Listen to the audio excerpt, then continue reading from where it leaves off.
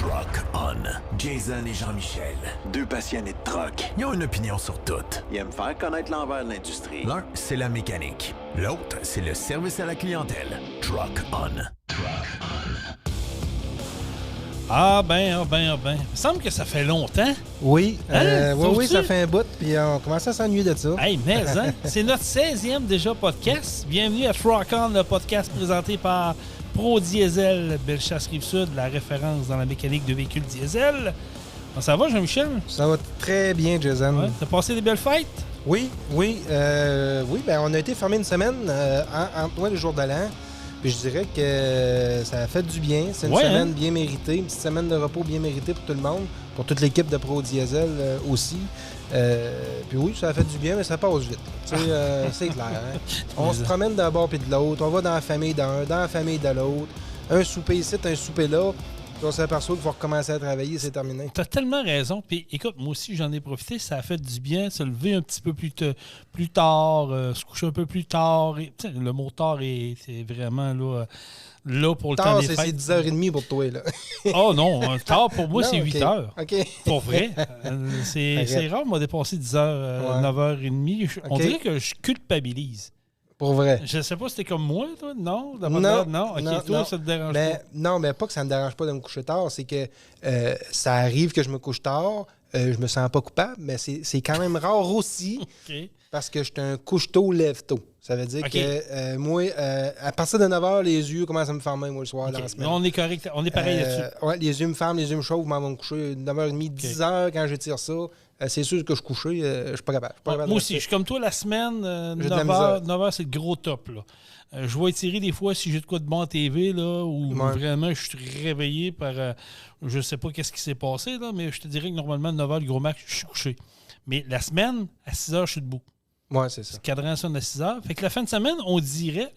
L'hiver, c'est moins vrai. L'hiver, je vais peut-être étirer ça des fois à 9h dans le lit. On va me faire un café, je vais venir écouter la TV, OK. flatter mon main un petit peu dans le lit la fin de Ouais. semaine. Mais. C'est juste la fin de semaine, ça, là. Ouais, la fin de semaine, la semaine, on oublie ça. Hein, non, on est un vieux couple de 31 ans OK, quand même. OK, OK. Mais l'été, j'ai comme l'impression que me lever tard, Ouais. je viens de perdre ma journée. Ouais. Parce Ah, qu'il fait c'est clair de clair. bonne Ah heure. ouais, c'est Donc, ça, ouais. tu dis, OK, là, la pelouse à faire, le fouet à gaz. On se trouve d'ouvrage pas là, trop long. Hein. On a un spa, on voudrait aller faire du spa, du spider, on va aller faire du spider, on reçoit la visite, préparer le stock. Tu sais, il Ouais. y a tout le temps de quoi faire l'été. Pendant que l'hiver, bon, à part le magasinage puis aller jouer dehors un petit peu, pas grand-chose à faire. Par contre, ceux qui vont écouter le nouveau podcast Le Jargon, Oui, là, vous allez avoir des choses à faire durant l'hiver dans Bellechasse. On vous invite à aller l'écouter d'ailleurs. oui, exact. Donc, tu Le fais jargon, partie, je fais partie, t'es là-dedans, toi. Que tu fais partie aussi. Ouais, moi, je suis plus à la un peu production, là. exact, dans l'ombre, un peu comme on dit. Oui, c'est un nouveau podcast qu'on est en train de mettre en branle, qu'on a commencé, on a débuté aujourd'hui, qui va nous parler un peu des activités qu'il y a à faire dans Ouais. Bellechasse, dans les différentes municipalités, parce qu'il y a beaucoup d'activités un peu partout, mais on n'est pas au courant de rien, puis on ne sait pas ce qui se passe, puis on le sait, c'est déjà passé, il est trop tard. Fait que c'est un peu ça. On veut parler de ce qui se passe, ce qui s'en vient dans Bellechasse, fait que je pense que ça va être le fun. Non, Tout va être ouais. rassemblé à la même place. Puis vous savez pas quoi faire en fin de semaine dans Bellechasse. Ben, écoutez ça, puis vous allez le savoir. C'est Des pas belles compliqué. activités. On sait ce qui Exactement. se passe, puis on parle de tout ça. Là. Ça va être fun. Donc, Le Jargon, allez Oui. vous abonner à leur page Facebook, tout comme la page Facebook de Truck On, le podcast. Yes, ouais. Écoute, notre spécial du temps des fêtes a bien performé. On a Oui, eu des belles écoutes. Puis il y a même des gens qui m'ont dit qu'ils l'ont fait jouer durant le temps des fêtes avec les familles. Puis ils ont bien aimé ça. Fait que, mais merci, c'est gentil d'avoir Oui, des commentaires. oui, c'est le fun. De voir qu'on fait partie de vous autres au travers de ça, fait que c'est le fun. Puis continuez à partager ce podcast-là. Puis oui, on va continuer à avoir des invités tout au long de l'année 2023. On travaille sur d'autres choses également. Donc, c'est toujours un plaisir de vous retrouver. Oui. Puis on espère, écoute, comme on l'a dit dans le début des premiers podcasts, on n'est pas là pour virer à terre à l'envers. On s'amuse, on veut faire parler des industries, on veut parler de nous autres, parler de vous autres, parler de l'industrie du camionnage, mais parler aussi également de d'autres choses. Fait que durant l'année 2023, ben, on va être là. Comme je disais d'entrée de jeu, c'est déjà notre 16e podcast. Oui, Jean-Michel. ça va vite, ça va vite. va très vite. Puis on en a d'autres qui se préparent. Fait que ça va être le fun de vous côtoyer. Puis si vous avez des idées, des fois des suggestions, ou ça vous tente de dire « Hey, les boys, j'aimerais ça aller m'asseoir avec vous autres, puis jaser de ma business ou jaser de ce que je fais dans la vie », ben, la porte est Jaser ouverte. de votre passion. Oui, ben C'est oui, pas ça compliqué, aussi. là, Oui. c'est exact. Ben, en tout cas, c'était juste pour compléter un petit peu ce que tu disais. Absolument. De jaser de ce que vous faites dans la vie.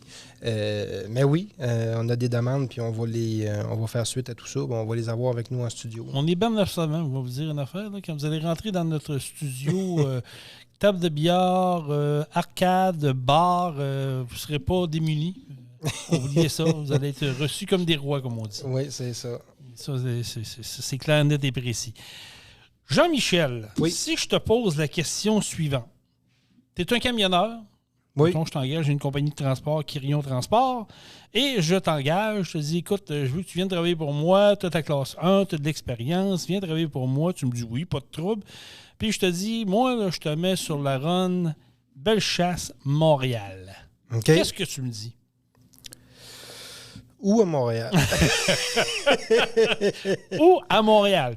Ou à Montréal, mon cher. Je te dis, le Grand Montréal, ça peut être aux abords, ça peut être dans le centre-ville, ça peut être sur le plateau. Tu sais, des endroits où le monde aime recevoir les camionneurs, tu sais. C'est dans ce coin-là. Est-ce que ça te tenterait? S'il faut traverser le fleuve, comme on dit, je ne sais pas s'ils appellent ça un fleuve dans le coin de Montréal, ça devient plus la rivière, la grosse rivière. C'est un fleuve. Ça ne m'intéressera pas tant que ça. Là. Pourquoi? Ben, parce que je vais passer, je pense que ça va être plus long de traverser que me rendre à Montréal. Ah, tu penses vraiment ça, toi? Ben oui.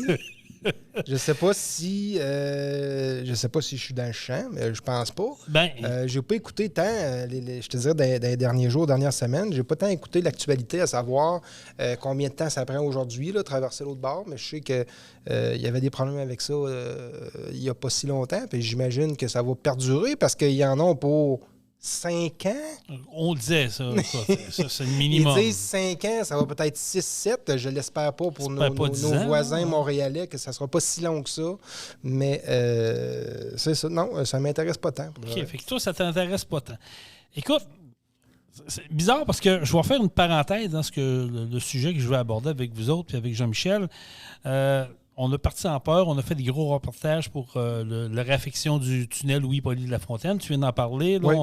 Normalement, ça devrait prendre 5 ans. On sait tous que ça va prendre 7, peut-être même 8 ans au final, parce qu'on est au Québec et il faut que ça soit compliqué. Mais bon, ça, on ne fera pas l'histoire. On ne le souhaite pas. On ne le souhaite pas, mais ça va être ça. C'est vraiment un calvaire. Mais ça va être ça, Jean-Michel. Ça va être ça, malheureusement. C'est plate, mais c'est comme ça. C'est une mentalité québécoise.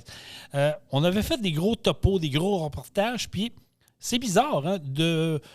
Depuis, je te dirais, des 2 mois à peu près, on n'entend plus parler ben de ça. Comment ça va au tunnel? Ouais. Tu sais, il n'y a plus de reportage. Ils se sont-tu habitués, acclimatés à ça? Ben moi, j'ai l'impression qu'on... On n'entend plus parler. On a eu un mot d'ordre. Ouais. On le dira pas, là, mais je pense qu'on a eu un mot d'ordre d'arrêter de faire peur aux gens. Parce que là, à un moment donné, c'est bien beau faire peur aux gens, aux camionneurs, aux automobilistes. Là, ils se sont dit, si on commence à faire peur aux gens, on ne viendra plus en ville. Puis plus personne traverse sur l'île. Voilà. Ben moi, j'imagine que ça doit faire mal aux commerçants. Ben oui, c'est sûr. Puis pas juste aux détaillants. Ça doit faire mal à ceux qui ont besoin de fournitures, ceux qui ont besoin de stock, les camions qui traversent, qui n'arrivent pas à l'heure, qui n'arrivent pas en temps ou qui n'arrivent pas pantoute. C'est clair qu'il y a des commerçants qui écopent, là. Ben, écoute, un va pas sans l'autre. Je veux dire, mais aujourd'hui, ici, à Saint-Anselme, au Giratoire, que c'est l'accès est fermé d'un droite puis à gauche, puis tu n'as rien qu'un accès principal, c'est sûr que même nous autres, on va s'en ressentir. Parce que le monde va dire, au lieu de passer je vais faire le tour par Saint-Gervais ou je vais faire le tour par en arrière. Juste la lumière qu'ils sont en train de mettre en avant du IGA à Saint-Anselme, on la ressent déjà. Oui, hein? Oui, d'ailleurs. On va s'habituer, on va s'acclimater à ça, mais on a l'habitude de passer droite. Puis là, aujourd'hui, à flash rouge, parce que l'installation n'est pas finale. Le monde passerait de pareil. Oui, mais tu sais, l'installation n'est pas finale. Fait que là, ça flash rouge depuis 2 jours. Fait qu'il faut faire un stop. Mais on a l'habitude de passer droite. Fait que oui, c'est tannant. On trouve ça tannant, puis on a juste un stop. Imagine quand on va être en fonction. C'est sûr, ça va s'habituer.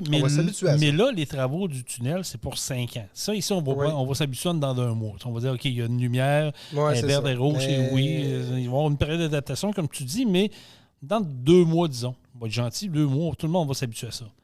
Mais le tunnel, on en a pour 5 ans. Oui. Prenons pour compte que c'est 5 ans. Là. Moi, je trouve ça. Je comprends pas qu'il n'y ait pas trouvé une solution de rechange. Tu veux faire quoi? Ben, je sais pas. C'est à Montréal. Je suis pas au courant. Je sais pas parce que j'habite pas là puis je connais pas toutes les infrastructures qu'il y a là-bas. Mais pense aux familles, puis justement, comme on disait, aux commerçants, aux employés qui doivent traverser. Ça prenait déjà, exemple, 2 heures le matin, puis que là, ça en prend 3,5 puis 4, là. C'est démotivant, là. Mais vivre le télétravail pour d'aucune personne qui peuvent se le permettre. Ben, il y en a, oui, qui peuvent se permettre le télétravail, puis qui vivent bien avec ça, puis l'employeur vit bien avec ça, bingo. Ouais. Mais c'est pas tout le monde. C'est pas tout le monde. Ben c'est pas tout le monde. Mais là, il est en train de se passer un phénomène de plus en plus difficile pour les compagnies de transport. C'est qu'il y a de moins en moins de camionneurs qui veulent faire de la... Pour faire la route, il n'y a pas de trouble, mais qui veulent aller dans la ville de Montréal. Là, ça devient une guerre. Ça devient là, ardu de trouver quelqu'un qui dit « Oh oui, moi, pas de trouble. Je vais chauffer ton truck, mon 53 pieds chargé, l'OD à bloc, puis moi, y aller dans le temps de Montréal, livrer, aucun problème. » On commence à avoir de plus en plus de difficultés à embaucher et recruter des bons conducteurs de camions. Ça va être une problématique demain matin parce que la chaîne logistique de l'industrie du camionnage, c'est la pierre angulaire de l'économie au Québec. Oui. Si tu n'as pas de camion, je ne vous apprends rien, là, mais si tu n'as pas de camion, il n'y a rien qui vit.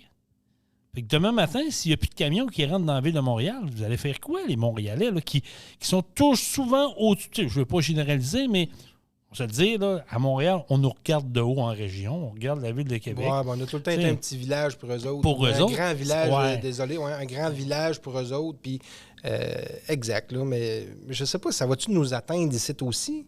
Si le transport qui part de l'île puis qui traverse ou qui viennent de livrer sur la région de Québec, il doit en avoir. Ah, ben oui, c'est sûr. Il doit être touché par ça. Ben, nous, on va-tu être touché un peu par la bande?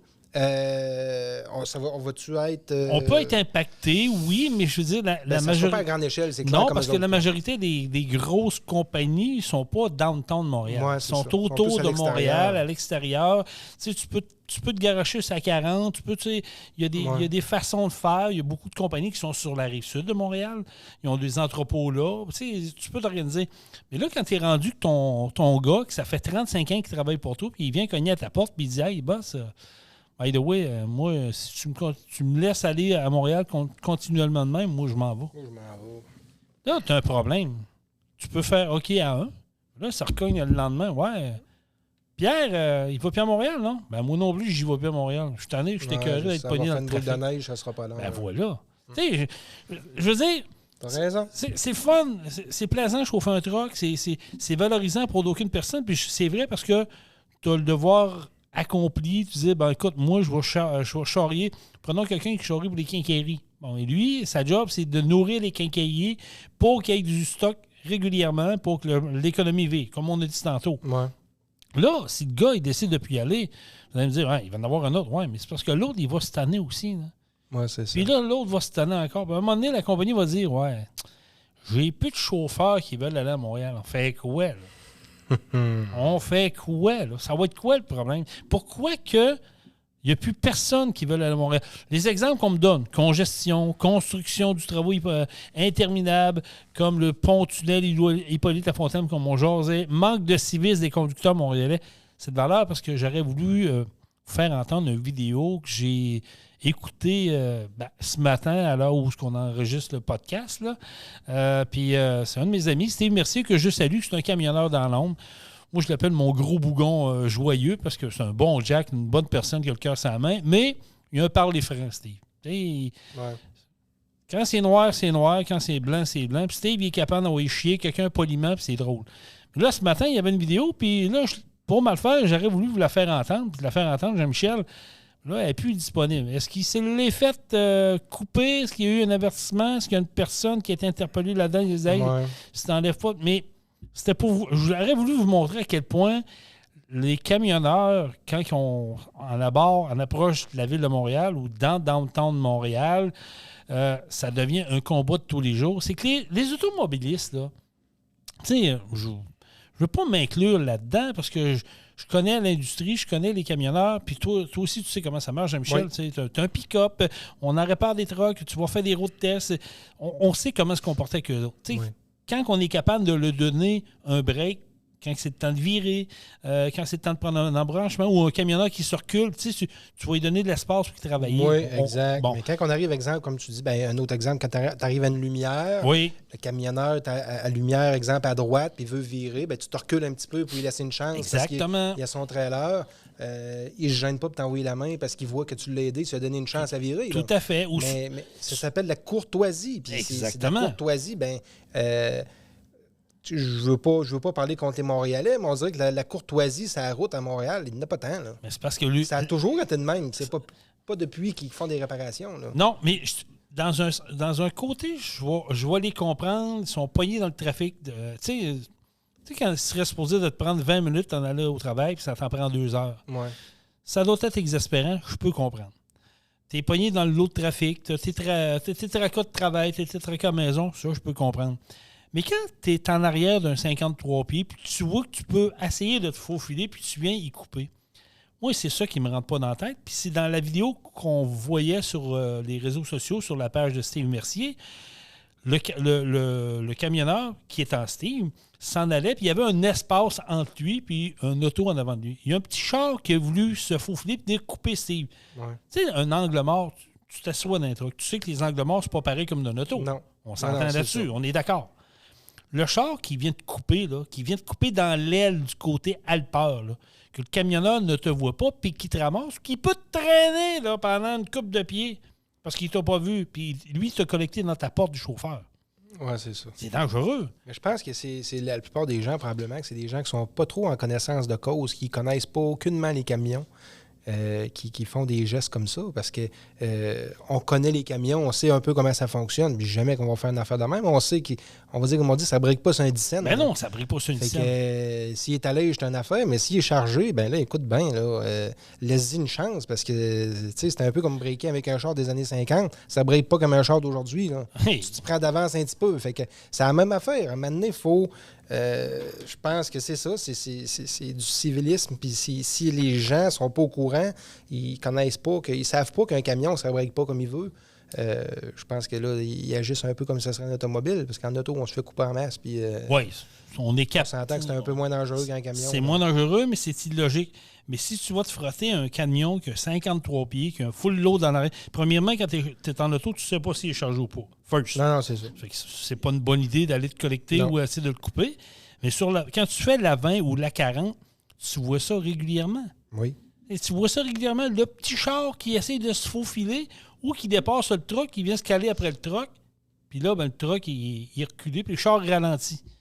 Là, t'as quasiment envie d'entendre le trucker sacré, comme dans la vidéo. Là, c'était de toute beauté. Là, mais ça donnait un exemple à quel point les gens ne sont pas conscients que c'est très dangereux, que ça peut avoir un impact, surtout à Montréal. Là.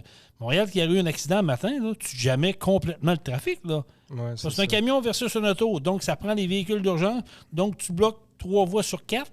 Le Dawa, pendant une couple d'heures, c'est le chaos total. C'est le chaos total. Exact. Puis déjà, avec ce qui se passe, ça l'aide pas. Mais pour revenir à notre histoire, c'est ça. Les camionneurs ne veulent plus aller à Montréal pour ça. Le manque de civisme, comme tu as dit. Les travaux en ont pu finir. Écoute, il y a des travaux partout. Puis tu te demandes si des fois ils se parlent. Parce que je vais donner un autre exemple que je voyais ce matin. Ils ont donné un nom d'une artère à Montréal.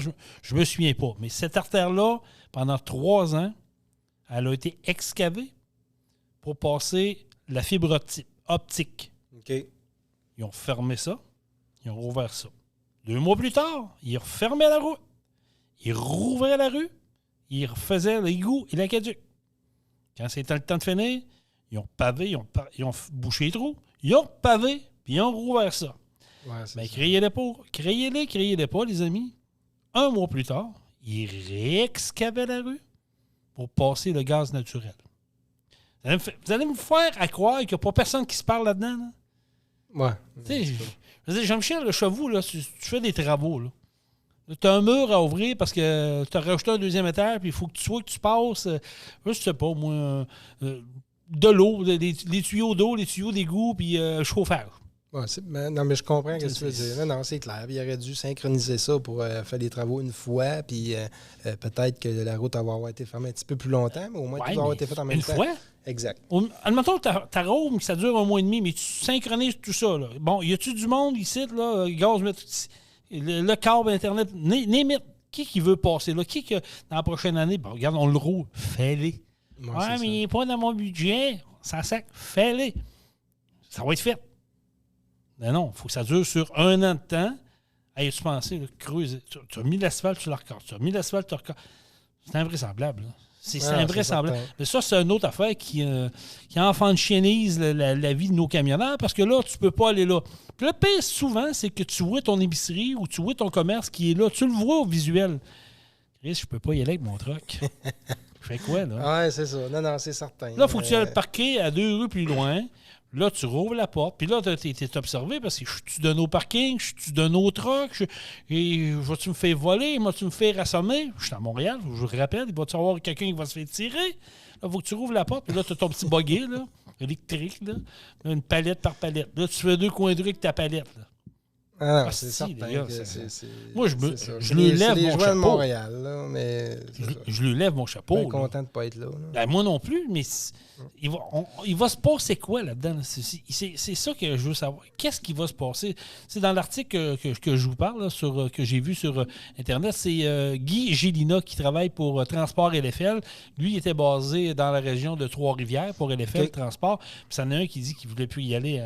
LFL qui est basé en Beauce. Oui, eux autres, la maison mère est à Vallée-Jonction en Beauce, mais ils ont des warehouses, comme on dit, là, un peu partout, là, dont une sur le bord l'avant, puis je pense qu'il y en a une dans le coin de Trois-Rivières. Puis lui, le gars, il faisait 70 heures par semaine. 70 heures par semaine, mais dites-vous là, que 70 heures par semaine, quand tu fais du highway, c'est tel que tel, mais quand tu es pogné à aller à Montréal, t'es brûlé raide. Parce qu'il faut que tu penses, faut pas que je le fasse, faut pas que je l'accroche. Là, t'es pogné dans le trafic 2 heures. Là, ton log, il vire aussi, là. Non, c'est une autre affaire, ça, qu'il faut que tu penses. Le logbook électronique, là. Ça, c'est toutes des affaires qui fait qu'à un moment donné, qui emmerdent la vie des camionneurs. Ah non, c'est certain. C'est certain que le métier du camionnage s'en vient de plus en plus complexe. À cause de toutes ces affaires-là. Là. Mais on va faire quoi, là? Je veux dire, ça n'est un problème que notre cher gouvernement devrait prendre en considération puis essayer de trouver une solution. Je sais que c'est pas facile pour eux autres de trouver une solution, là, on va se le dire, là. Mais à un moment donné, il y en a un, il faut qu'il lève la main et dise là, Houston, I have a problem. Il n'y a plus un camionneur qui veut traverser ça arrive sud, là, ça arrive nord, c'est-à-dire. Hein. Là, c'est parce que Montréal, ils vont vivre de quoi? D'amour et d'eau. C'est sûr qu'eux autres, peut-être qu'ils seraient bons pour vivre d'amour. Peut-être pas d'amour, mais d'eau fraîche. Puis encore là, je ne sais pas trop s'il y a de l'eau fraîche là. Mais ça devient un problème majeur. Puis si durant les 5 prochaines années, je vous le dis, là, les amis, si durant les 5 prochaines années qui s'en viennent, le tunnel Louis-Polyte de la Fontaine, ça va c'est le Dawa. Mais là, on n'en parle plus parce qu'on ne veut plus épeurer le monde. Moi, je veux avoir vos histoires. On veut avoir vos histoires. Là. S'il y a des camionneurs qui nous écoutent dans le podcast présentement, puis vous y allez à Montréal, puis vous avez vécu des situations, on aimerait ça vous parler. Oui, on va les écouter, on va les faire écouter. Oui, parce que je trouve ça important. Vous êtes l'économie, c'est vous autres qui faites virer l'économie de cette belle ville de Montréal-là. Je suis un peu sarcastique, là, mais c'est vous autres qui faites virer l'économie. Donc, je trouverais ça important de vous parler et savoir comment vous le vivez dans votre day-to-day. C'est quoi votre appréhension? Êtes-vous content de partir le matin ou faites-vous de soir? Avez-vous changé votre horaire? Y allez-vous plus de nuit? Ça aussi, c'est une autre affaire. Ouais. Si tu es obligé de changer les horaires pour acclimater, pour être moins dans le trafic, c'est pas tout le monde qui aime ça d'y aller de nuit non plus, là. Non, c'est certain. Puis dans le jour, j'imagine qu'il doit y avoir des temps où il y a moins de trafic puis c'est plus relax un peu. L'heure de pointe, le matin, s'étire jusqu'à quelle heure? Puis ça débute à quelle heure? Veux-tu que je te le dise? L'heure de pointe commence à 7 h le matin, peut-être même avant, puis elle finit à 7 h le soir. D'après moi, avant ça. Là, puis elle finit à 7 h, 8 h le soir. Ouais. Pour l'avoir, pas vécu, mais avoir traversé à une autre époque, on allait faire des shows à Truck Stop Québec, on allait au bord de Montréal. Puis écoute, c'était épouvantable. Benoît connaissait les petits raccoins là, pour éviter tout ça, là, mais tu regardais ça, tu dis, voyons, tabarnak, ça n'a pas de sens. Ouais. Comment qu'ils font? Puis tu te demandes après ça pourquoi que le monde sont à bout, ils n'ont pas d'humeur. Ben, je le serais à moins. On capote au pont Pierre-Laporte, ici, là, puis on attend des fois une demi-heure, on vient fou. C'est un peu à ça que je pensais. C'est un peu à ça que je pensais. Là. On parle, nous, d'un troisième lien. Oui, ça serait bon. Ah, ça en prend un. Ça C'est serait clair, bon. c'est clair, ça va en prendre un, de toute façon. Qui va devenir un deuxième lien éventuellement, parce qu'il y en a des deux qui te fera pas un des deux qui t'aveugle de se faire fermer. Là. Mais c'est ça. Quand on se compare, on se console pareil. Là. Ah, c'est clair. C'est clair que je me compare pas à Montréal ici, mais il reste qu'il faut apprendre de ça. Il ne faut pas attendre ici non plus à Québec qu'il y ait un des deux liens qui disent Oh, Houston, on ne peut plus le traverser. Nous aussi, on a un problème. Les cordons ne t'offrent pas, ou l'autre, la roue, le cancer est en train de s'emparer de lui, puis c'est terminé. Là. On ne veut pas ça. Là. Ouais. Mais avec encore les chicanes, puis ça, c'est encore une autre affaire. Montréal vient se mettre le nez là-dedans. On est en train de vouloir chialer après Québec parce qu'on veut un troisième lien, qui arrête un pont tant qu'à moi, mais ça va devenir un tunnel. Là. Mais bon, on va avoir un troisième lien ici, pas loin de Pro-Diesel. Tu l'avoir? Écoute. Moi, je pense que c'est déjà mort et enterré, cette affaire-là. J'espère qu'on va l'avoir. On va-tu le voir de notre vivant? Ça, c'est l'autre histoire. Mais il reste qu'il ne faut pas attendre. Il faut apprendre de ça. Si à Détroit, on bâtit un pont flambant neuf à côté du pont d'ambassadeur, je pense, qui s'appelle dans le coin de Détroit, qui va être financé à 100% par le fédéral, puis il n'y a pas personne qui chiale. Pourquoi ici, ça chiale? Tu sais, je veux dire, à un moment donné, là, faut arrêter. Oui, mais c'est la guéguerre de Montréal et Québec. Ça a toujours été. Et Montréal, là, ils devraient s'occuper de leurs affaires. Là. Ça va pas bien dans cette ville-là. C'est tout croche. Des cons jaune qui sont rendus blêmes parce que là, ils ont passé, ça fait 4 ans qu'ils sont sur le bord de la route puis ils n'ont pas été repeinturés. Puis pour moi, ils ont oublié, ils font partie du décor. À un moment donné, ça va pas bien. Là, je veux dire, il faut aller plus loin dans le processus. Laissez-nous patience ici. Occupez-vous de votre ville, de vos infrastructures. Là.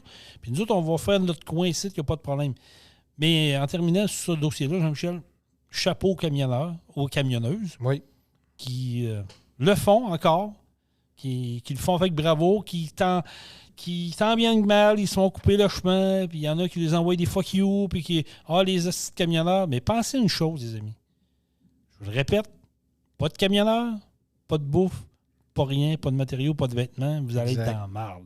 Exact. Donc, un petit peu de respect. Je ne dis pas que du côté des camionneurs, c'est rose non plus. Là. Il y en a des épais. Non, il y en a qui se colissent de tout. Il y en a partout. Là. Mais ça, la beauté de la chose, quand vous voyez des affaires de même, un camionneur qui se comporte mal, parce que je l'ai vu l'autre jour, moi j'en ai vu un sur la 20, en m'en allant, en redescendant de Rivière-du-Loup, un camionneur qui avait le nez dans son cellulaire. Puis c'est vrai, ce que je vous compte là, c'est vrai, le camionneur, le nez dans le cellulaire, c'est pas fort, là. Mais il est lettré, ce camion-là. Okay? Il y a un nom de compagnie. Après ça, tu prends le numéro de la remorque en note. Après ça, tu appelles la compagnie.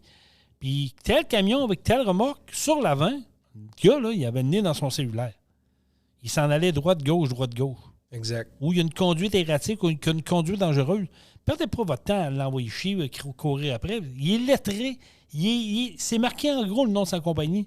Tu appelles là-bas, tu demandes à parler au dispatch, puis tu lui dis ça. Quand tu ne pas à la tête, il va le savoir. Ah, c'est certain. C'est sûr qu'il va y avoir un comeback de ça. Sûr et certain. Cassez-vous pas la tête. Jean-Michel, on a la chance d'avoir un invité sur Messenger. Puis ça, on parle de notre sujet, justement, là, de ce qui se passe sur Montréal versus ce qui peut se passer ailleurs. Puis je pense qu'on ne pouvait pas tomber mieux sur la personne qui en fait de la route, qui en côtoie des gens.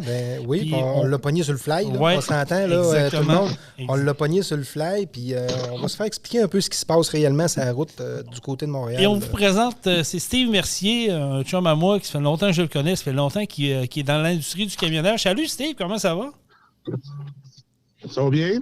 Ça va bien. Hey Steve, écoute, d'entrée de jeu, je veux que tu nous mettes au parfum un peu, puis je veux que tu y ailles avec ton franc-parler. Tu es un gars qui a de quoi dire, se gêne pas pour le dire. Comment que ça se passe présentement pour les camionneurs dans la ville de Montréal? Est-ce qu'on se fait une idée? Est-ce que c'est vrai ce qui se passe sur les réseaux sociaux ou c'est un peu amplifié à dire que les camionneurs ne sont pas les bienvenus en ville? Bien, c'est pas l'affaire qui ne sont pas les bienvenus, c'est que les automobilistes sont pas sensibles aux camionneurs. Okay. C'est réellement pas sensible. C'est que ils font réellement pas attention, ils te laissent aucune chance. C'est réellement, ils se mettent dans ton angle mort, ils te coupent, ils te mettent les freins. C'est effrayant. Ils connaissent pas la réalité d'un camionneur. Carrément, ils connaissent pas ça. OK. Donc, il y a un manque d'éducation, peut-tu dire ça comme ça?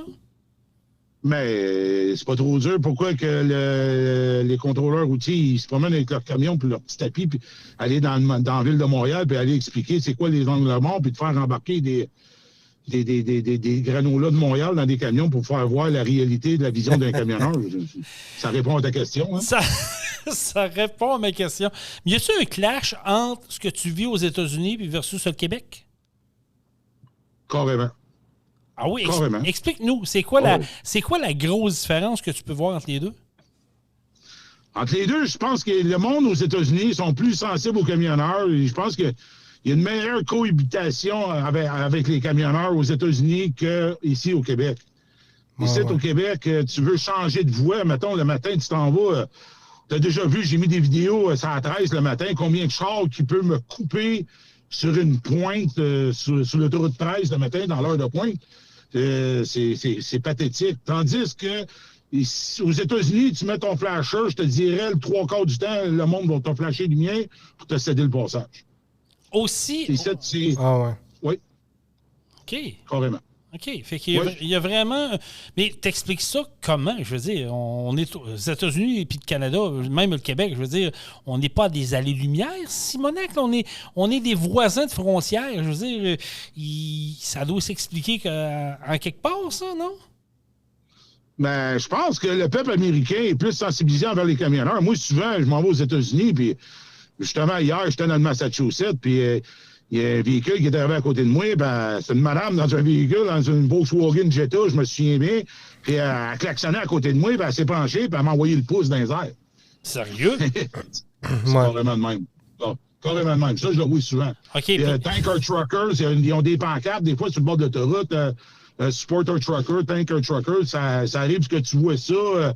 Le monde, réellement, ils ont une meilleure COVID. Ils voient mieux les camionneurs qu'ici. Ici, les camionneurs, c'est une plaie, ici. Là, tu comprends-tu? Tandis qu'aux États-Unis, les camionneurs, ils vont te laisser une chance. C'est sûr, si tu arrives dans la ville de New York, c'est un peu un zoo comme Montréal. Ouais. C'est peut-être différent un peu.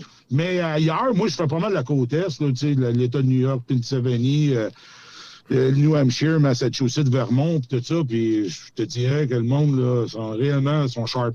Ils sont réellement sharp. Mais ici, là, donc, dans le fond, toi, hier, il y a une madame qui s'est baissée, t'as regardé, t'as fait un thumbs up. Mais si t'arriverais à Montréal, le gars va se baisser, il va te faire un fuck you. C'est à peu près ça, hein? Il va te faire un fuck you, il va te coller ses briques d'en face, si tu t'aimes pas en face. C'est carrément ça. C'est carrément ça. Puis le gros problème qu'on a à Montréal, puis je vais être bien honnête avec toi, là, tu sais, je veux pas passer pour un... Non. Je veux pas passer pour un raciste, mais tabarnouche, c'est le problème, là, je te le dirais. Puis je veux pas nommer aucune minorité ethnique ou quoi, mais le problème, le 3/4 du temps, tu regardes dans le véhicule, tu vois c'est quoi le problème. Ben, je compte... 12 pouces en arrière du steering, puis tu vois la nationalité. Okay. La nationalité. Ouais. Je suis content que tu parles de ça parce que je me suis posé souvent la question. Je te suis sur les réseaux sociaux, puis tu n'es pas le premier qui en parle. Puis il y a d'autres camionneurs qui vont le faire. Il y a d'autres personnalités qui en ont parlé déjà par le passé. Même nous autres, à l'époque, j'étais à Truck Stop Québec, on en a déjà parlé un peu. Est-ce que tu penses que ces camionneurs-là de notre nationalité qui arrivent sont bien au fait de ce qui se passe, de la réglementation, comment on doit se comporter au Québec, ou qu'ils sont pris, sont engagés, sont garochés là, puis débrouillés et tipit? Ils sont garochés là. Ouais, On est la seule province, je pense, que dans le Canada, que il n'y a vraiment pas de restrictions sur la formation puis de type d'État, là. On le voit très clair. On voit que l'Ontario a sorti des lois pour les compagnies. Puis ces compagnies-là transfèrent leurs opérations dans une autre province que les lois sont moins sévères. Ah, OK. Fait qu'en réalité, les autres arrivent d'un autre pays, arrivent ici, puis ils veulent travailler, ils se font donner un camion, puis va charrier mon ami, mais en réalité, ils sont pas au courant de grand-chose, ils connaissent pas trop les lois non plus, là. Mais on se cachera pas. Regardez le Skilled Trucker puis Highway 1117, oui. Puis tout ça. C'est la patente la plus claire que tu peux pas avoir. Ouais. Tu le vois, il y a des vidéos, il y a des photos, il y a tout, là. Il y a tout. La dernière accident qui est arrivé, c'est cette nuit, à 2h cette nuit, je pense que c'est en Alberta, à Calgary, un camion, un TCV, là, un camion en train, là, de Transix, qui est rentré dans 2 camions. Il y a un mort là-dedans. Oh. Puis, t'écoutes le gars qui filme. Écoute-les parler. Écoute-les parler, tu vas comprendre tout de suite de où il vient, là. Okay. On se le cachera pas. C'est du monde de même. C'est du monde comme ça. Je m'excuse, je sais que des fois, je suis radical. Quand je fais des vidéos, je sac, puis j'ai pas de fil, puis je me fais traiter de toutes sortes de noms. Oui, mais t'es un vrai. T'es un vrai, Steve. Écoute. Mais je suis pas un autruche. Je suis pas un autruche, je vais dire ce que je pense. Puis si t'aimes pas ce que je dis, mais viens me le dire en pleine face, je m'en fous carrément. Mais moi, j'ai ça fait 35 ans que je suis dans le domaine. On le voit. On voit tout. Ouais, c'est ça qu'on ne comprend pas. Les gouvernements ne voient pas la même affaire que nous autres. Il y a quelque chose qui se passe, surtout en Ontario. En Ontario, il y a des gros problèmes avec ça. Ici, à Montréal, c'est l'enfer, c'est les automobilistes. Je te dis, là, je ne veux pas nommer aucune nationalité, mais je le sais, puis j'en jasais justement cette semaine avec mon frère. Il dit, tabarnache, il dit, regarde, tu t'en vas sur l'autoroute, tu vois un char s'en aller, puis on est capable de dire c'est soit ça ou soit ça. Puis c'est carrément ça qui arrive, c'est tout le temps les mêmes personnes. Les mêmes personnes. Mais Steve, je te pose la question à l'envers un peu. OK, ces gars-là viennent ici pour travailler, sont recrutés pour travailler. Ouais. Mais est-ce que le problème ne vient pas de l'employeur proprement dit? Tu sais, je comprends que lui, sa business, son core business, c'est de dire « faut que mes trucks vivent, faut que j'engage. » On comprend tout ça. Mais si tu engages n'importe qui, tu lui donnes un truck, il a 0 formation, il ne comprend pas la notion, il n'a pas la notion du temps, la notion de la sécurité, tu ne l'envoies pas, tu l'envoies sur la route. La compagnie devrait avoir une part de responsabilité, là. Regarde, Jason, on ne se cachera pas, là. Là, on parlait d'automobilistes, là, on est rendu dans les truckers. Dans le transport, dans le camionneur, là, il y a un gros problème de pénurie de main-d'œuvre, OK? Comme un peu partout. On est d'accord. Carrément de pénurie de main-d'œuvre. Le problème, là, c'est rendu que je vais aller plus loin que ça. C'est rendu là, si tu veux parler de camionneurs, il n'y a pas juste l'immigration, le problème. Là. Il y a même du Québécois qui est le problème aussi. OK. OK? Il y a du Québécois parce que tu sais où que je travaille. Oui. On a passé des chauffeurs qui sortent du CFTR, qui ont suivi des cours pendant 6 mois de temps. Je m'excuse. Je fais juste jaser avec lui 15 minutes. Puis j'ai déjà mon idée sur le chauffeur. J'ai déjà mon idée. Là. Mais pourquoi? Je veux dire, ils suivent quand même une formation. Est-ce que la formation n'est pas assez adéquate? C'est ce que je peux comprendre dans ce que tu dis. La formation est gratuite. La formation est gratuite. Ils ne payent pas pour ça, eux autres. Ils ne payent pas. Ça ne coûte rien. Ah ouais, m'aller m'improviser comme camionneur, ils flippaient des boulettes chez McDonald's. T'sais? Voyons donc, arrête ça là. L'autre jour, là, on t'a raconté une histoire, c'était un chauffeur qu'on a engagé, puis je comprends pas. Le chauffeur qu'ils ont engagé, moi, je m'occupe des logbooks chez nous, je m'occupe, puis le gars, il m'appelle, un problème avec mon logbook, puis si ça, je jase avec. Si, ouais, il a travaillé une semaine, ça nous a coûté de l'argent pour l'avoir fait travailler. Ça nous a coûté de l'argent. Le gars, il était même pas fait. Hey, il me disait au téléphone, c'est pas humain de faire travailler des chauffeurs dans des tempêtes de neige. Je m'excuse, mais tabarnouche, tu vas empoigner des tempêtes de neige, là. Tu sais, je veux dire, si tu veux pas vivre des tempêtes de neige sur la route, je sais pas, va-t'en au Zimbabwe, puis va sauver des chameaux, là, tu sais. Mais c'est sûr qu'au Québec, il faut que ça tende à ça, là. Ça, c'est certain, là. Non, mais je m'excuse, mais ils ont pas de... Tu sais, quand tu engages un chauffeur, faut pas juste qu'ils disent hey, j'engage un chauffeur, faut que tu jases avec, puis faut que tu vois son mind thinking un peu, tu sais, comment il pense, tu sais. Puis moi, je suis bien fort là-dessus. Je jase avec le gars, puis je l'écoute parler, puis oh, OK, non, là, toi, là, non, t'es pas fait pour ce job-là. Moi, là, fait depuis l'âge de 12 ans, je conduis des camions. Depuis l'âge de 12 ans. Puis moi, je sais comment ça marche. J'ai été élevé dans une famille de truckers. Puis,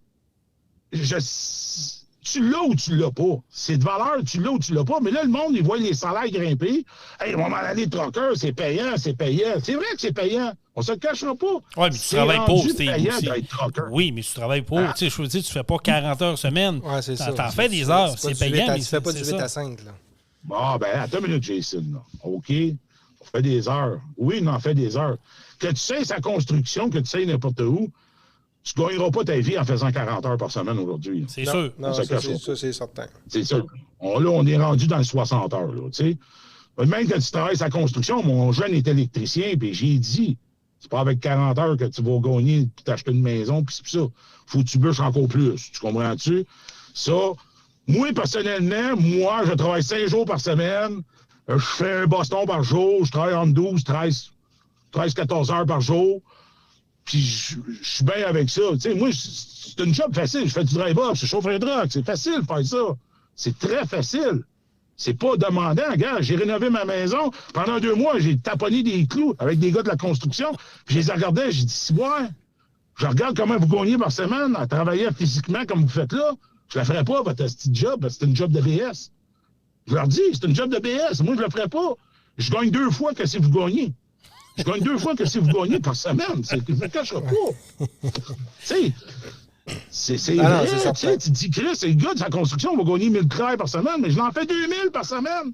Je l'en fais 2000. Ça, Chris, ça se dit, puis j'ai le cul assis avec nu pied à terre, puis je chauffe un truck.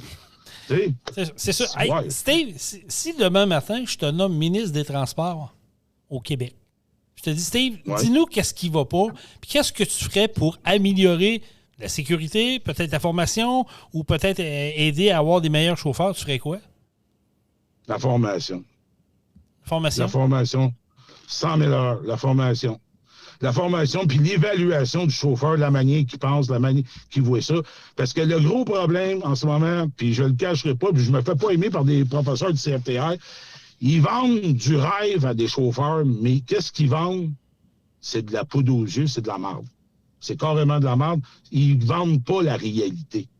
La réalité du transport, le chauffeur, il arrive, il voit pas la réalité.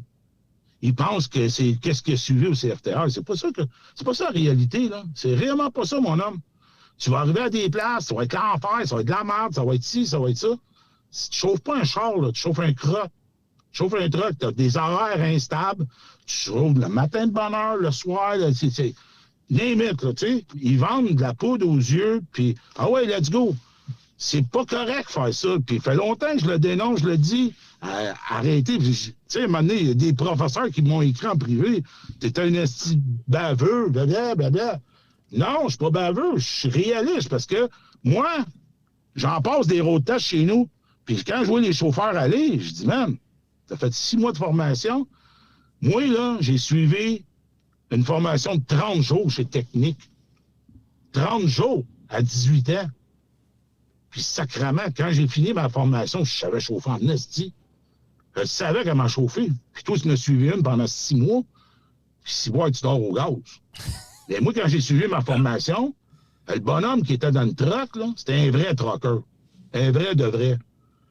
Puis il expliquait la vraie affaire, la vraie réalité, qu'est-ce qui peut t'arriver dans la vie, dans un truck. N'importe quoi. Il me l'a expliqué. Puis 6 mois, j'ai appris sur le tas. Mais c'est de valeur à dire, mais les meilleurs chauffeurs apprennent sur le tas.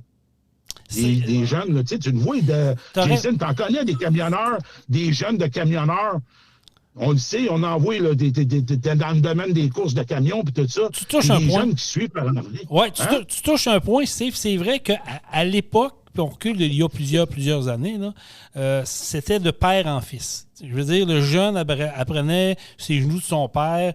Après ça, le père, il disait, il t'a 12 ans, embarque sur le truck, puis ils vont te déplacer le trailer, puis amène-le à telle place. C'est de même que le jeune apprenait, puis c'est de même que la personne apprenait à se débrouiller. Puis c'est vrai que tu as raison, puis ça s'est perdu avec les maudites réglementations qui en finissent plus d'exagérer. Puis peut-être qu'il y a une nouvelle génération qui veut peut-être plus faire ça, je peux comprendre. Mais c'est vrai que au niveau de la formation, je suis obligé de te donner raison, Steve. C'est pas parce que je veux pas te le donner, mais tu as raison dans le sens qu'on vend peut-être trop un rêve. On ne vend pas une réalité. Puis d'après moi, si on serait capable, comme tu fais, avant d'engager un jeune pour s'en aller dans l'industrie du camionnage, on prenait le temps de jaser avec, puis de voir, ah non, lui, il ne sera pas bon. On pourrait déjà là, j'appelle ça dans l'entonnoir, peut-être faire un tri, puis ça serait pas mal mieux pour le long terme. Ben, Jason, on en a un qui travaille chez nous, chez Jovan. OK? Il a 21 ans. Lui, il a embarqué dans le programme des jeunes, OK? À 18 ans, il a commencé à travailler chez nous. Là. À 18 ans, là. Le jeune, là, je te dis, là, il a 21 ans, ça fait 3 ans qu'il travaille chez nous, là. Je te dis, là, il est autant meilleur que moi. Il a 21 ans. Okay. Mais il a ça dans les veines. Il a ça dans les veines. Il a carrément ça dans les veines. Gars, chez nous, Martin, sa fille, la même affaire. Absolument, c'est vrai. Sa fille, elle suivait un cours. Sa fille, à 18 ans, 19 ans, tabarnouche. Elle est grosse, tu la connais, tu oh oui, oh oui. Elle est grosse comme un pou, esti, puis elle chauffe des trucks. Mais elle a ça dans elle. Mais à Star, tu regardes autour, tu regardes le chauffeur. Hey, toi, tu viens de où? Tu faisais quoi dans la vie avant? Ah, toi, tu faisais quoi? OK, toi, tu viens réellement pas de ce domaine-là. Tu ne connais rien là-dedans, là. Tu connais pas la réalité. Mais c'est ça qui arrive. Les écoles, en ce moment, pour avoir jasé avec du monde, les écoles sont vides parce qu'ils ont de la misère à recruter des chauffeurs. Puis c'est rendu qu'ils prennent n'importe quoi. N'importe quoi. Les gars, c'est sûr, ils veulent garder leur job. Ils prennent n'importe quoi. Ils enferment des écoles en ce moment, on ne se le cachera pas. Ils enferment. Oui. Ils enferment parce qu'il manque de monde. Il manque de monde. Ça, nous autres, la même affaire chez nous. Un moment donné, on jasait, puis t'as de la misère à en trouver des chauffeurs, puis tu l'engages, puis c'est de valeur à dire, mais ça te coûte de l'argent pour les faire travailler. Parce qu'ils vont faire, comme Martin dit, ça va faire des coups de nazaire. Ils font des coups de nazaire. Ils maganent un trailer, maganent un truck, ils plient un coin de sleeper, fait ci, fait ça. Puis ça, là, ça coûte de l'argent aux compagnies, parce que là, tu peux pas réclamer les assurances, parce que là, tu sais, les assurances t'attendent dans le détour. Ça, c'est une autre affaire. Oui. C'est une autre affaire. Ça, on n'en parle pas beaucoup, mais tu as raison.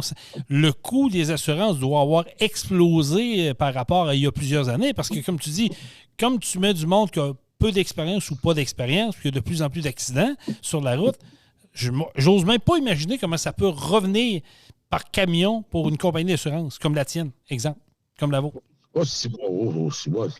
C'est incroyable. Là. Gabin Martin, c'est mon chum, ça fait 30 ans, puis il se gratte la tête des fois. Là, il dit non, ça n'a pas d'allure, ça n'a pas d'allure, ça n'a pas d'allure. Puis tu sais, on essaie de faire de la prévention. Faites-y, les boys, faites attention, faites-ci, faites ça.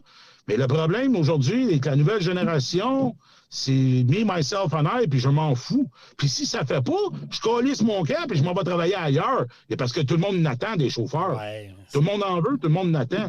Tu sais, à un moment donné, je dis à Martin, je dis, tant qu'à vouloir tout le temps te battre de même, tu serais aussi bien de couper des trucks, puis c'est la meilleure affaire, puis réduire la flotte, puis garder les meilleurs. Tu sais, je veux dire, ça n'a pas de maudit bon sens. Mais ça va hey, man, moi, là, je regarde ça aujourd'hui, là, puis je me dis, calique, être propriétaire d'une entreprise de transport, là, avec les coûts, n'importe quoi, mettre les tailleurs, les accrochages, la mécanique, n'importe quoi. Asti, je serais pas capable. J'ai été 28 ans à mon compte, puis je serais pas capable. Je serais pas capable de vivre ça. C'est sûr. Hier, j'étais allé chez Excellence Peterbilt, la même affaire, tu regardes ça. Plus de mécanos. Ils ont plus de mécanos. Il dit, je change avec le gars au service à Laval. Steve, on n'a plus de mécanos. On n'a plus. La cour est loadée de trucks, tu peux même pas savoir. C'est malade mental. Il se pile sa tête. On n'a plus de mécanos. Non, on s'en va dans un drôle de monde. Tu as raison, ouais. On s'en va dans un drôle de monde, dans un drôle d'environnement. Hey Steve, écoute, j'aurais peut-être une invitation à te faire, puis je sais que tu passes pas souvent dans le coin, puis l'autre jour, tu as passé, tu nous as envoyé une belle photo, pout. Hey, vous êtes où les boys? Mais j'aimerais ça que le prochain coup que tu passes dans Beauce, tu viennes prendre le temps de t'asseoir avec nous autres en studio, parce que je trouve ça intéressant. Tu es un gars qui a du vocabulaire, tu es un gars qui est capable de s'exprimer, puis tu as de l'expérience là-dedans. Puis je trouve ça intéressant de voir ta vision des choses, parce que je pense que c'est une vraie vision. C'est réel, ce que tu me dis là. Oui, c'est réel. Des fois, comme je t'ai dit, là, je suis poli, là, parce que j'essaie de pas trop... Non, mais c'est vrai, même que ça soit avec toi, avec Benoît Thérien, n'importe qui, j'essaie d'être, tu sais, politically correct, de pas trop sacrer, parce que je suis un gars qui sacre beaucoup. Ah oui, mais c'est correct. Mais je suis un gars coloré, tu sais, je veux dire, je pète les plombs, comme mon vidéo dans le truck. J'ai pété les plombs, mais je suis seul, puis moi, je le sais, si j'accroche le camion, puis je sais comment ça va coûter à Martin en coût. Je sais comment ça coûte un pare-choc. Je sais comment ça coûte ici. Puis moi, je marche sur un système de bonus aussi. Hard break, puis y aller, parce qu'on marche sur des systèmes de bonus de sécurité. Aussi. Mais si le gars en avant de moi qui m'a coupé hier, puis que je mets le hard break, mais là, je perds des points sur mon système de bonus. Puis là, je vais aller voir Martin, je vais aller broyer. Les gros, blablabla, t'es broyard. Et c'est la vie. C'est vrai que c'est la vie. Le but du jeu, c'est de faire attention, mais des fois, il faut être réaliste qu'il y a du monde autour de nous autres, là. Je dis à Martin, des fois, tu sais, hard break, breaker trop sec, mais c'est quoi? Si je break pas, je rentre dedans. Tu comprends-tu? C'est la game. Mais la game est dure à jouer avec les automobilistes à Montréal. Ouais, la ligne est mince pour les chauffeurs. Hein. Tu sais, quand Jason, tu le sais, hein? Qu'est-ce que je pense entre Québec et Montréal, des fois, avec votre asti de trafic qui dure 5 minutes, là. Arrête, Steve, ça ne moi pas. Non, mais tu le sais, Jason, je sais que c'est pas mal réalité. Québec, j'ai une couple de semaines. Je sais. Il y avait un accident, puis j'ai été 15 minutes, j'ai dit, man, là, ça me démangeait d'aller t'écrire de quoi, là, encore, là. Chris, Jason, 15 minutes de traverser, puis il y avait un accident en plus. J'ai dit... Jason, l'autre jour, là, c'est pas des jokes, là, je vais te compter. Boulevard Imus, au bord de l'aéroport de Dorval, aller jusqu'à Saint-Eustache, là, 2 heures. 2 heures. Arc. 2 heures, ça donne à peu près. Normalement, là, quand je décolle de bonne heure le matin, là, en dedans de 10 minutes, je suis rendu à Imus. J'ai 12 minutes. OK. Je comprends. Je comprends. Puis, tu sais, je veux pas... Tu sais, comparer Montréal-Québec, on peut pas comparer ça. Nous autres, on a 2 ponts, sont un à côté de l'autre, puis il y en a un qui est en train de tomber. Ouais, c'est juste là notre problème, c'est qu'on pourrait-tu avoir un autre lien qui est éloigné pour au moins contourner quand il y a un événement? C'est ça que je la comprends, Jason, mais je vous agace sur le point de vue trafic, parce que le trafic, vous ne l'avez pas. On en a plus qu'avant, mais on ne peut pas se comparer à Montréal. Ça, on le sait tout. Mais ce que vous vivez, puis c'est un peu le but de l'entrevue qu'on a faite avec toi, c'est qu'on voulait un peu remettre en relief c'est quoi la réalité de l'industrie du camionnage, des camionneurs. La réalité, Jason, là, c'est qu'à Montréal, Laval, Rive-Nord, il y a beaucoup d'immigration. Ça, on ne se cachera pas, c'est la vérité. Il y a beaucoup d'immigrants au volant des véhicules. Puis, sérieux, je ne sais pas comment ils ont fait pour avoir leur permis de conduire. C'est débile. Ils conduisent comme des pieds. Carrément des pieds. T'es voué, t'es capable. Tu regardes dans le véhicule, tu le vois. Puis, c'est débile. Ça sort de où? C'est débile. Puis, en plus, on dirait depuis la COVID, l'augmentation du pétrole, mais là, le monde, là, hey, on roule moins vite. Hey, là, c'est rendu le tampagne à 70 km/h sur l'autoroute. C'est vrai. Ça, là-dessus, t'as raison. Non, c'est clair. T'as raison. Ah non, ça, c'est la nouvelle réalité, ça, là. On se le cachera pas. T'as raison. Tu pars de la Rive-Nord pour aller travailler à Montréal à tous les matins là, pour gagner ton 700$, là, avec ton véhicule, puis tu te tapes à 1h30 de trafic le matin, 1h30 de trafic le soir, puis le prix du gaz, sérieux, là, je changerais de job en esti, moi, demain matin. Je changerais de job. Hey, Steve, merci beaucoup de ton temps. C'était apprécié. On devait faire 5 minutes, puis d'après moi, on est rendu à 15. Fait que je vois que tu n'as pas changé. 26, le oui dans mon téléphone. 26 minutes, bon, c'est encore pire que je le pensais. Mais l'invitation est faite. Quand tu passes dans le coin, avertis-nous d'avance. On va se booker un petit rendez-vous, puis je veux que tu viennes nous jaser ça. Pas de problème, puis je t'envoie la vidéo sur ton email. Tu vas avoir un lien, tu cliques sur le lien, puis tu vas l'avoir. Est-ce qu'on va avoir le droit de la faire jouer dans notre podcast? Pas de problème. Je l'ai juste enlevé parce que j'étais tanné de voir du monde, parce que, tu sais, mon Facebook est public. Oui. Puis j'étais tanné de voir du monde me traiter de... Tu sais, je réponds au monde des fois, puis là, j'étais tanné là, de répondre. T'es un asti de raciste, change de métier, change ci, change ça. C'est parce que le monde ne comprend pas. Je suis tout seul dans mon camion, puis c'est ma réaction des fois. Puis ma caméra, elle enregistre ma voix. C'est correct. Bon, je t'envoie ça. Merci, Steve. Porte-toi bien, puis salutations à ta gang. Merci, bye-bye. Un plaisir, les boys. Salut. Bye. Steve Mercier. Sympathique, bien fin, Steve. Tu sais, quand tu connais pas une personne, des fois, tu portes un jugement. Là, tu dis, ce gars-là. Non. Si vous connaissez, apprenez à connaître ce gars-là. Oui, il y a un langage coloré. Il dit ce qu'il pense. Des fois, ça sort pas comme on voudrait l'entendre, mais il dit la vérité. Ouais. Et- Non, c'est certain. Mais je vais te poser une question, Jean-Michel. Oui. Pourquoi que les gouvernements, nos décideurs, nos politiciens qui sont élus et qui pensent qu'ils connaissent tout, pourquoi qu'ils prennent pas le temps d'aller s'asseoir avec des gars comme ça puis aller voir c'est quoi sur le terrain, c'est quoi la réalité d'un camionneur? Pourquoi qu'il n'y a pas un politicien qui embarque avec lui? Ils vont aller faire 40 heures semaine avec lui. M'a tué, moi. Allez essayer d'aller comprendre qu'est-ce qui se passe pour peut-être apporter des corrections. Ben, c'est une bonne question. On n'a aucune idée, mais c'est clair que ça se fera pas. Là. Tu sais, c'est... Quand est-ce que quand il y a un problème, ils vont directement à la source pour voir ce qui se passe? Souvent, c'est un gars dans un bureau qui prend une décision, puis il n'est pas en connaissance de ce qui se passe sur le terrain. Fait que c'est un peu ça qu'on a comme problème. Ça devrait être ça, la réalité. Je veux dire, il l'a dit, Steve, le problème, OK, les écoles de formation, ils vendent un rêve. Je suis obligé de donner raison. C'est un peu attractif dans le sens que c'est beau le métier de camionneur, mais il y a une réalité derrière tout ça. Oui, mais moi, j'étais un peu partagé là-dedans parce que peut-être que oui, les écoles vendent un rêve, là, j'en ai aucune idée. Je ne suis pas connaissant de ce côté-là de savoir c'est ce qu'ils donnent comme formation exactement. Mais oui, il y a une différence entre un gars qui est passionné de camion depuis qu'il est petit, qui s'en va faire une formation pour être conducteur, puis un gars qui a gamé, puis qui a viré des boulettes, comme il dit, puis qui s'en va faire sa formation. Le gars, il a zéro fuck all connaissance des camions. Exact. Tandis que le gars qui a une passion, ben depuis peut-être l'âge de 10 ans, qui sait un peu comment ça marche, puis qui check les trucks, puis il capote là-dessus, c'est clair qu'il y a une longueur d'avance sur un autre, puis ça va faire un bon conducteur. Puis je dis pas que l'autre qui flippait des boulettes, il sera peut-être pas un bon conducteur, et ça se peut que ce soit un super conducteur. T'as raison. Mais oui, il y a une différence. Puis je pense que c'est ça dans tous les corps de métier. On va prendre un mécano qu'on engage qui dit « Ah, ben moi, j'ai tout le temps rêvé de faire de la mécanique, mais finalement, il n'est jamais taponné. Il n'y a même pas de coffre d'outils chez eux. Il n'y a pas un tournevis et un ratchet chez eux. Il y a des chances qu'il y ait une prise comparativement.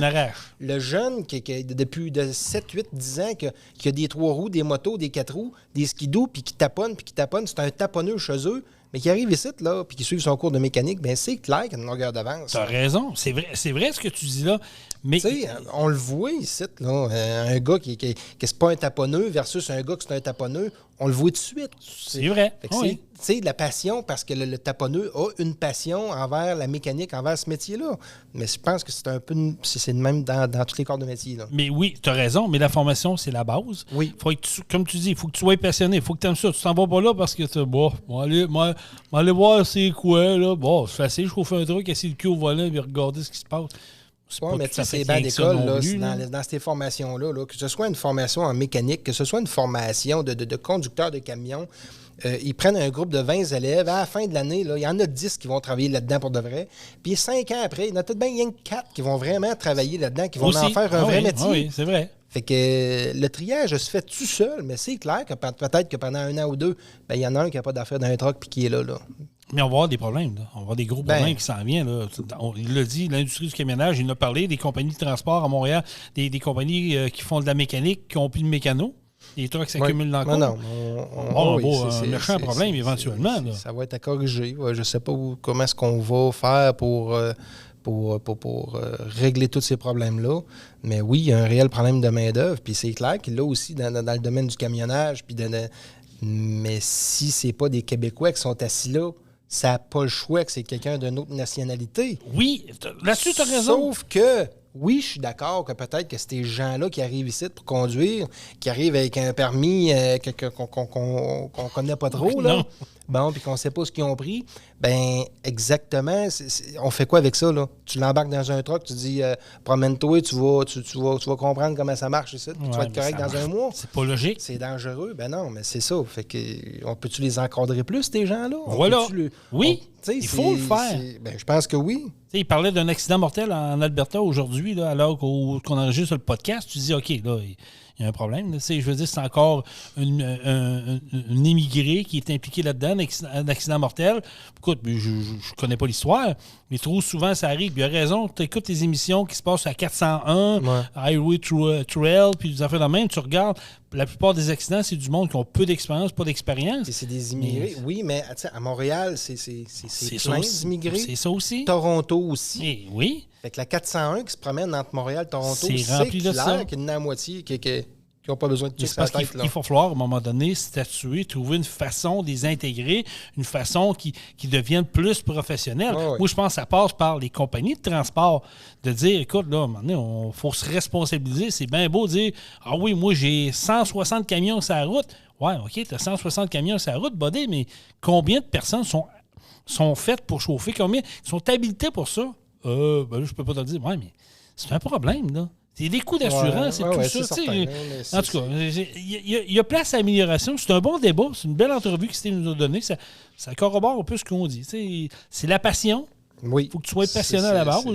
Mais il y a beaucoup de lacunes dans d'aucunes affaires que le gouvernement pourrait peut-être... Mais il faut aussi s'asseoir dans la chaise du boss puis se dire... Ah, c'est sûr.